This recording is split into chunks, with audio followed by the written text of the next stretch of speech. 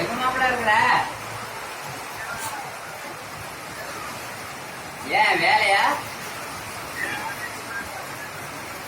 அப்புறம் வரவே இல்லைங்க. உனக்கு லட்சியம் தேட்டர்ல என்னமோ பண்ணியிருந்தா வேண்டுங்க.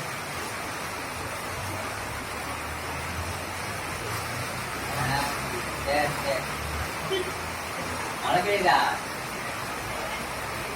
கொஞ்சமா பெய்யுதா நிறைய பெய்யுதா? இங்க என்னடா மழை பெய்யுதுடா.